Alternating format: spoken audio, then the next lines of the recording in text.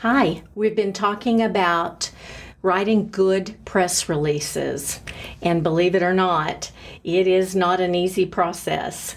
Some people make it look easy by writing well and having very lively releases that are well received, but it's a tough task, which is why we have several videos regarding differing aspects. Today's video is going to be about interviewing, because if you don't have a good interview or number of interviews upon which to base your article or your press release, then your press release is going to be lacking.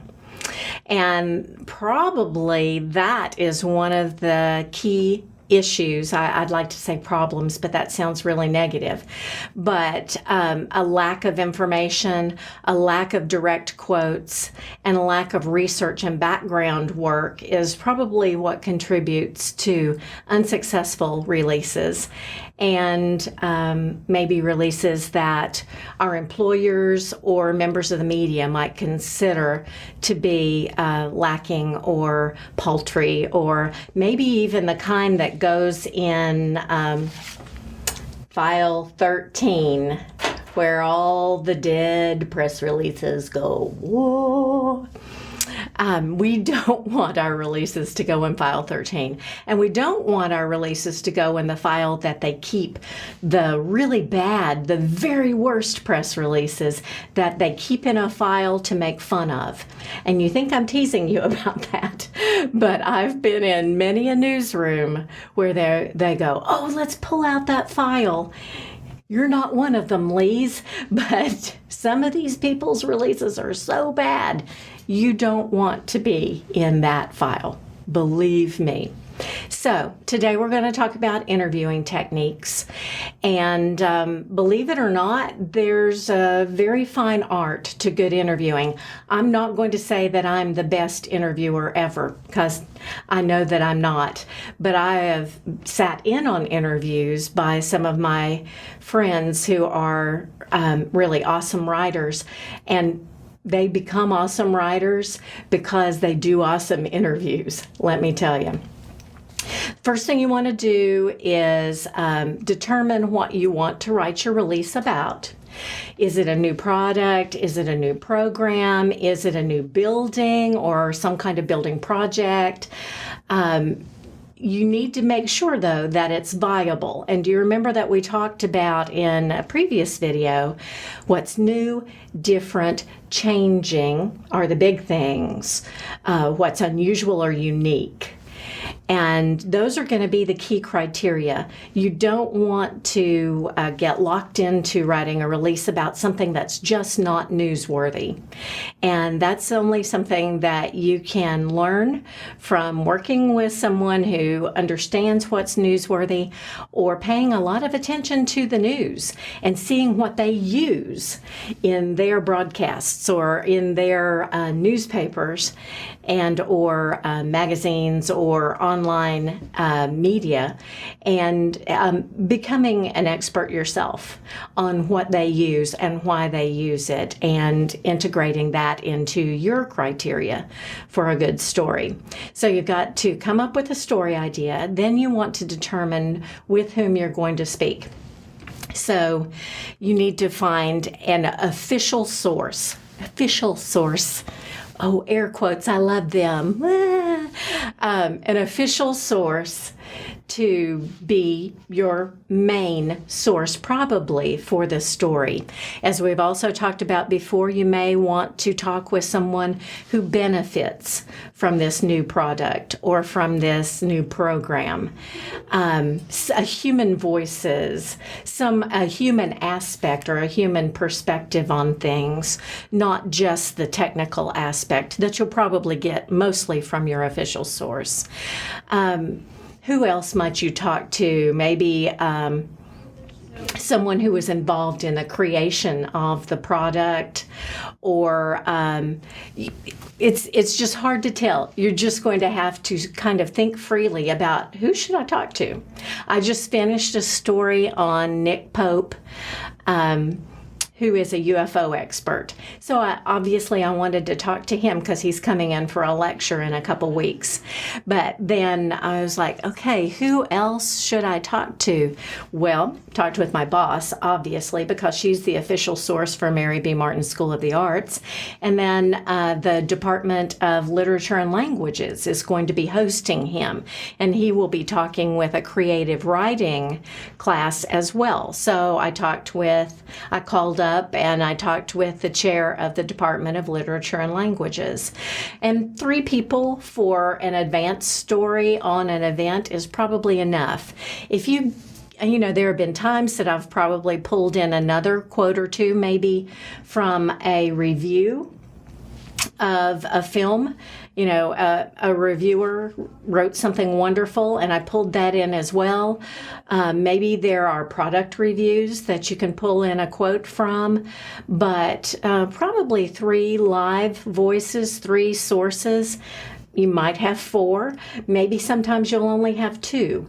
But I tried to never have just one source for any story. Because why? Why do you think that might be? Because that's only one person's side of the story. And so I tried to get multiple sides of the story. And certainly if I were a journalist, that would be especially important because they would not want a story to be biased.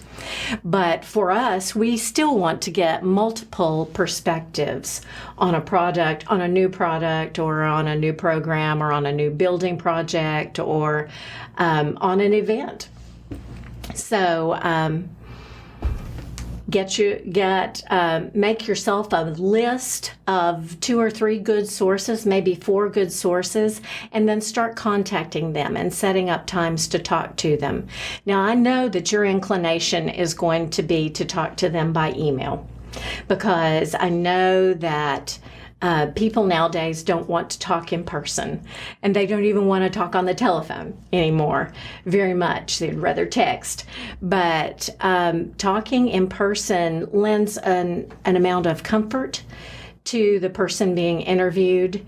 They hear your voice, they hear what you're saying, they have a good feel for how knowledgeable you are and how reliable you might be. So for most of the stories that I do, there are times when this is just not possible and that I have to do most of my research online. But for almost all of the advanced stories that I do in press release form, I get at least 1 good solid source, and I try to get 2 or 3. And I talk with them either in person if they are nearby, or I talk to them by telephone if they're far away. For instance, Nick Pope is in California right now. He lives in California in Tucson, Arizona, so I couldn't very well talk to him in person for the advanced story or the press release on his event. But I could talk to him by telephone. So what I do is I set up a phone interview, and then I get my phone out. I talk to him on my office phone that has a speakerphone, and then I get my voice recorder out, and I record the interview so that I can go back and transcribe it word for word. I don't miss anything. If I am just absolutely not able to get them on speakerphone, I hold the phone in my shoulder and I type in the interview. My goal is to get a lot of good direct quotes. And you know what a direct quote is. It is verbatim what they say. And I try to get more than 1 sentence at a time. And when I'm typing, I can do that fairly well. When you may want to handwrite it if you are a very fast note taker and you've really honed that skill. But that is a dying art, I believe. And I can type a lot faster than I can take notes. Although I took notes exclusively for 25 years, maybe 30 years. I've found that being able to type it in is a little bit faster for me, and I can get more direct quotes without missing a word here or there. And you really don't want to miss words. So that's something that a skill that you want to work on, is typing as you are interviewing someone, and or just recording it. And I sometimes use a backup recorder if I'm fearful that this might not, or there might be a glitch in it, and it actually stopped on me during my Nick Pope interview. I use a tablet as well and record 2 copies so that I have a backup. Of course, I'm a little bit OCD about that. I'm sure you can't imagine that being true. But once you've made an appointment to speak with them in person, let's say, you want to show up on time, maybe a couple minutes early. Do not be late. Scope out where you've got to go ahead of time so that you don't get lost on the way. Leave far enough ahead of time that you can be there on time. This is kind of like for a job interview. And then take in a notepad. Do not go in there without your notepad or your recorder. And really, you need to have both, because I take a few notes along the way. If it's going to be a lot of information, you might take a full-size notebook and notepad, which I try to have a nice-looking notebook. Sometimes if it's a really quickie interview, I'll just take my steno pad. Now, I do not know shorthand, but I've created my own sort of shorthand over the years where I only write a few letters of each word, and then I go back to it immediately afterward after I've left the interview and review my hieroglyphics, because I'm not sure you could read, anybody on earth could read that, which actually comes in handy sometimes as a reporter, because I don't want anybody reading over my shoulder. But I go back over it and fill in any blanks while it's still fresh on my mind what they said. In case I left out a word, missed a word, I have a ... an ellipsis where I've left something out. But you want to be sure while you're in that interview that you ask all the questions that you need if you possibly can. So you may want to make a list of questions ahead of time. But if you make a list, don't feel like you have to stick to that list in order. One of the most important things about a good interview is that you ask a question, let them answer, and then let that answer lead you to your next question. Yes, you do want to address all the questions that you have on your list, but you also want to listen to them and let that lead you through the interview, because you can get some of the best stuff by letting their comments lead you to your next question. And that's one of the wonderful things about recording the interview, is that you don't have to be so focused on your note-taking that you can really listen to them closely. Be taking in what they say, and then being thoughtful about what might be the best next question. Now, you might be thinking to yourself, why are we doing all this interviewing and worrying about our questions when this is a press release for my own company or for our own product? And I shouldn't have to do all that like a reporter does. Well, you are a reporter.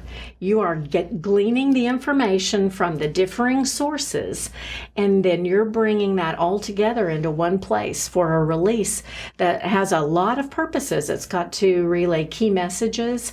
It's got to interest the media so that they run it, and it's got to be accurate and thorough, complete, so that it doesn't cause more questions than it answers. So you really do have to be journalistic.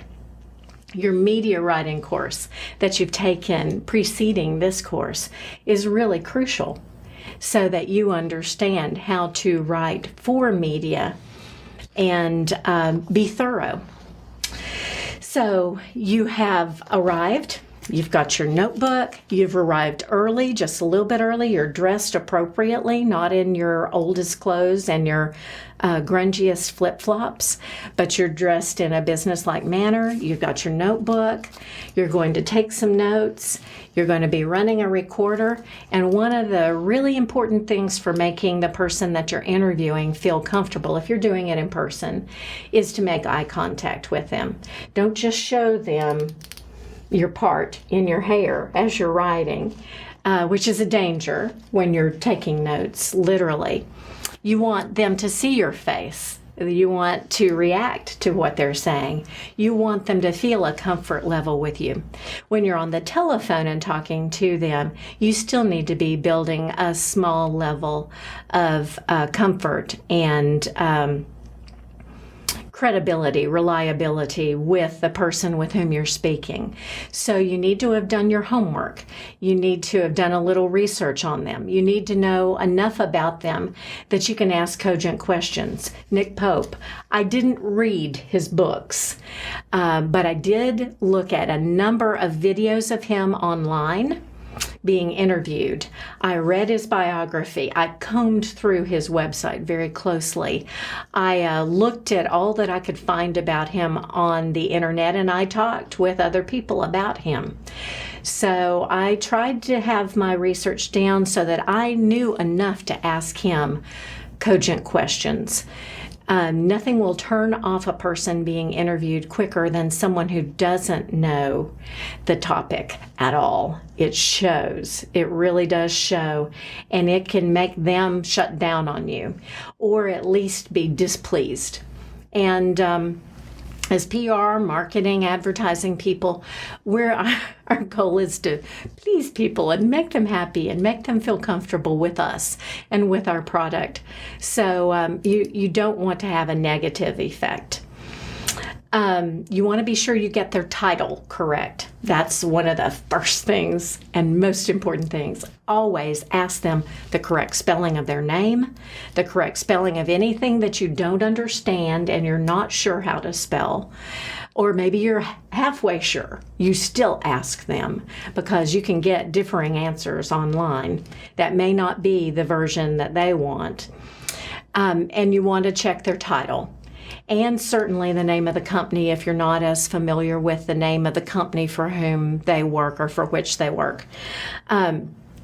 You want to be sure, too, that you have enough memory on your recorder or enough tape if you're using an old-fashioned tape recorder, or you have a little memory card that you have plenty, and maybe you have a backup. When I go and I'm taking notes, I have extra pens because as sure as I don't, my pen's going to run out of ink or my pad's going to run out of paper. So I make sure I have plenty of extra paper. After you've checked all those identifications and titles, because you really don't want to get one of those wrong.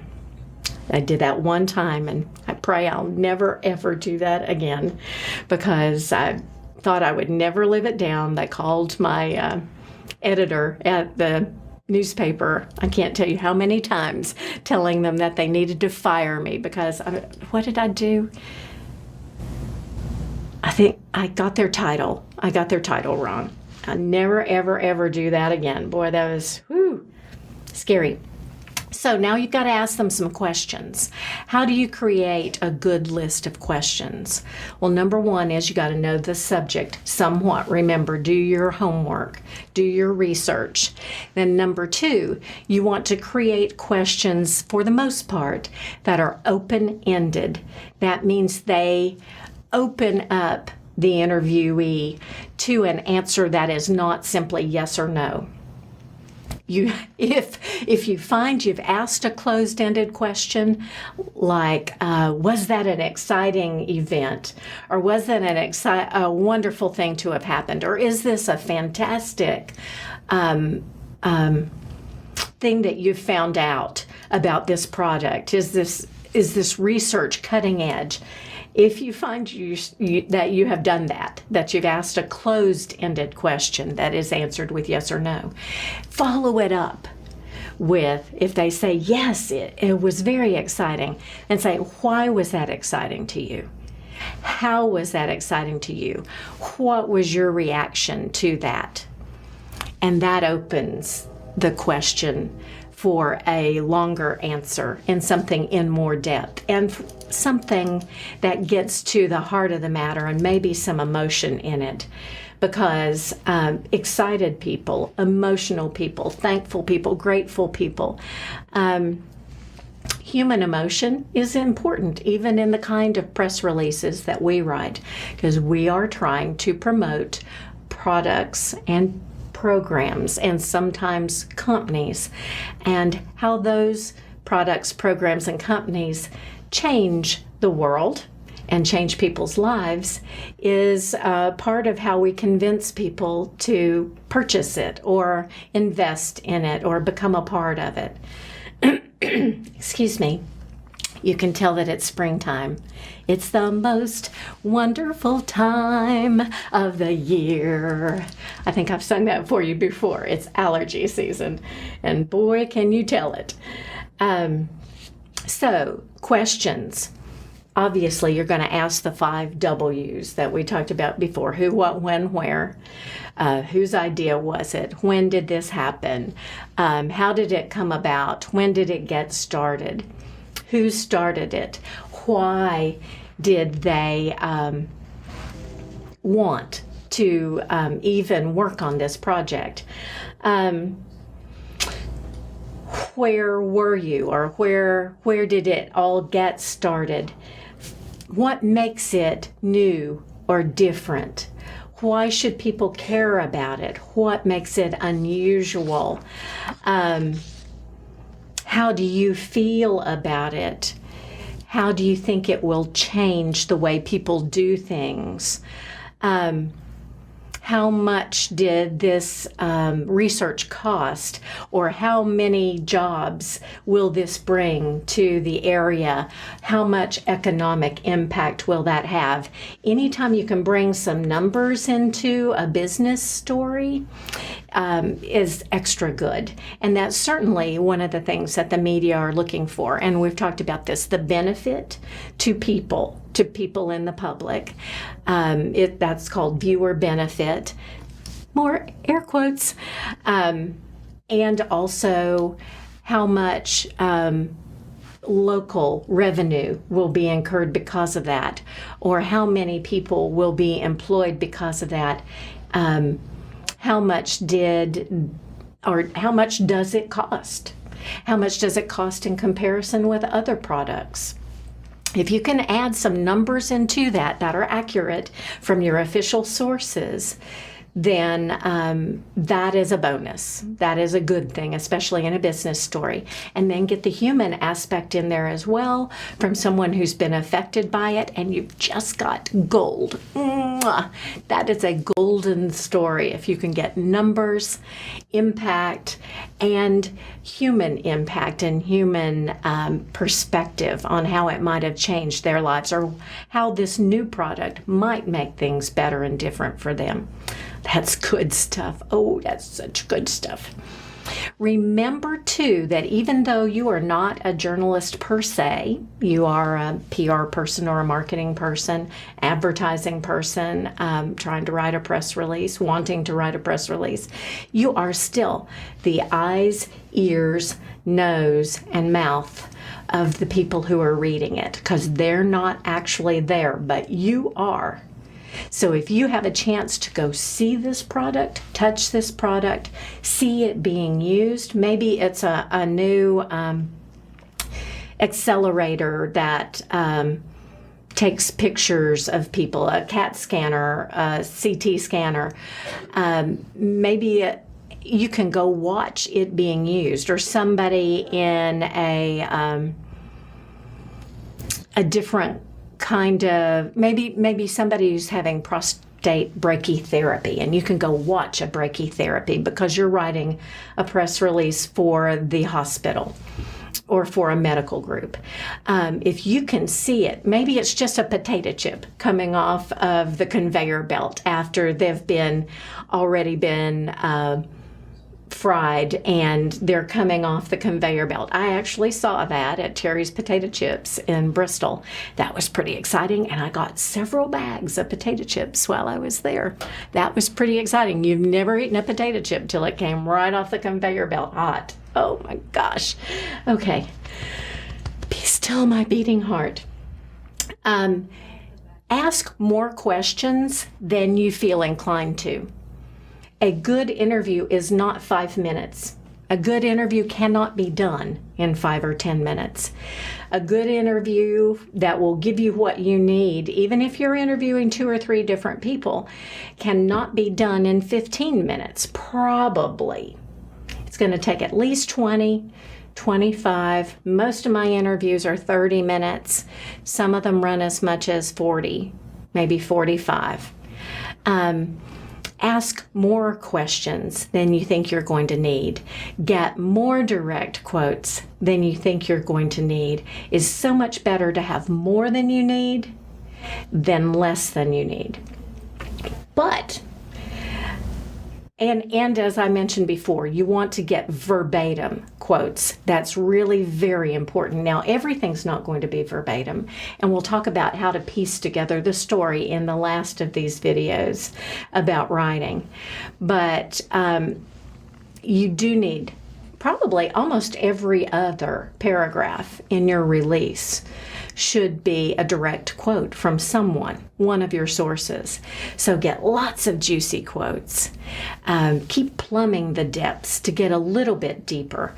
You don't want to just write a story that just barely skims the surface. That's one of the reasons why press release writing is underrated by people out in the media, because they don't usually go in with much depth, and they have a lot of fluff and oh, great, wonderful adjectives that we're not really supposed to be using unless they're indirect quotes. So be sure and get lots of quotes, lots of information, get more than you could possibly need. And then you want to leave it open.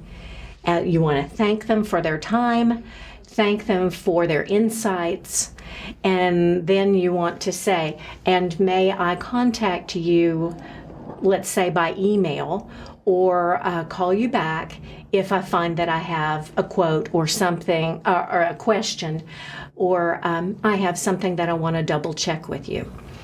And I always, after I have written the piece, send it to at least one of my sources. I send it to all of them if I can, but at least my main source, or the person about whom I'm writing it, to have them double check it for accuracy. They generally don't micromanage me on it and try to change every sentence, but I want it to be accurate, and that is crucial. Even journalists will do that when it's a very technical topic. But we need to be sure that the person about whom we're writing and the product about which we're writing, but especially the people that we interview, are happy with the release. Bad juju to have the people about whom you've written be displeased with it and maybe not have seen it until it was in print.